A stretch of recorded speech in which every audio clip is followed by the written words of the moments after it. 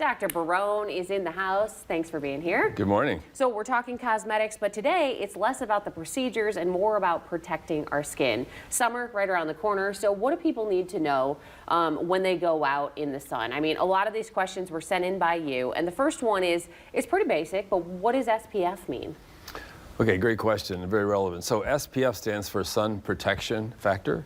And it's basically a rating by the FDA of how long you can be in the sun before you get red or burn. So if you have an SPF 30, you could be in the sun 30 times longer before you burn than if you didn't have any sunscreen on. Oh, okay. And same with the 50. But the thing is, a 30 filters about 97% of the sun's rays and 50 about 98%. So after 30 it doesn't go up all that much. Okay, well that was going to be question number 2 here. Someone wanted to know, because this is kind of the great debate, right? You see now SPF 100 and all of these crazy numbers. So anything past 30 is not giving you much extra?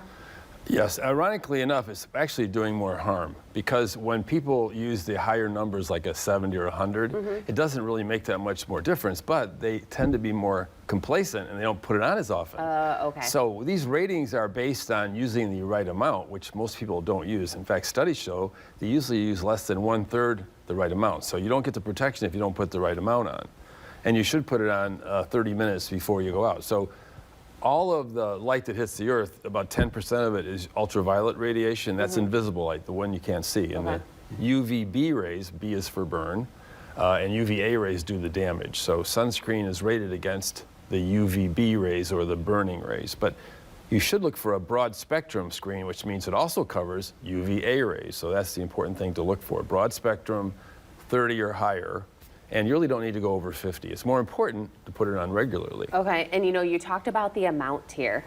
I saw a video recently and it was saying that for every time you put on sunscreen, you're supposed to use an entire shot glass full, which is a lot. 1 ounce. Yeah. 1 ounce, that's for your whole body. Okay. If you put on the right amount. Most people don't get anywhere close to that, unfortunately. No, you put a little bit in your hand and you're thinking that's enough. So, and you should be doing this. I think that we're all guilty of that, right? You're out at the pool or you're at the beach and you're forgetting to reapply. And you know, we're seeing an alarming increase in skin cancer. Like 1 in every 5 Americans will be diagnosed with skin cancer by the time they're 70. And 2 Americans die every hour from skin cancer. So it's the most prevalent cancer. So really, if you want to keep your skin looking young and avoid getting cancer, you should really look into the type of sunscreen you're using and make sure you're using it properly. And you're supposed to use it, I'm mentioning the pool, the beach, but really every day, right?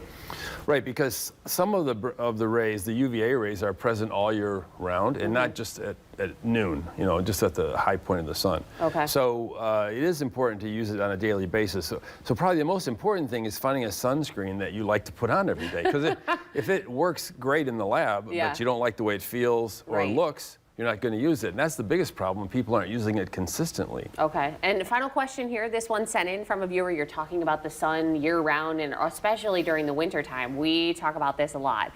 Will the use of sunscreen decrease someone's vitamin D levels? This is a common misconception because when the sun hits your skin, you produce vitamin D. And vitamin D is very important. It's important for your bones. It's important for the immune system function, all kinds of things. And you don't absorb that much of it. So people think that they don't have to, you know, they need to have sun on their unprotected skin. But people who use sunscreen typically do not have lower vitamin D levels because some of the sun still gets through. There's no sunscreen that filters out 100%. Okay. And you only need about 10 minutes on unprotected skin to get your vitamin D levels up. So because skin cancer is much more of a problem than vitamin D insufficiency, that's a bigger issue. In this part of the country where we don't get a lot of sun, vitamin D levels are typically low. And you can get that by supplementation, by changes in your diet, but also with a little bit of sun. But if you wear sunscreen, you're not likely to have lower vitamin D levels. That's a common misconception. Okay, well, thanks for breaking that myth. I appreciate it. And guess what? You can always go to Dr. Barone's office if you need a little bit more advice or you want to talk about your skin. Thanks so much for being here. We appreciate it, Good to see you. as Thanks usual. very much.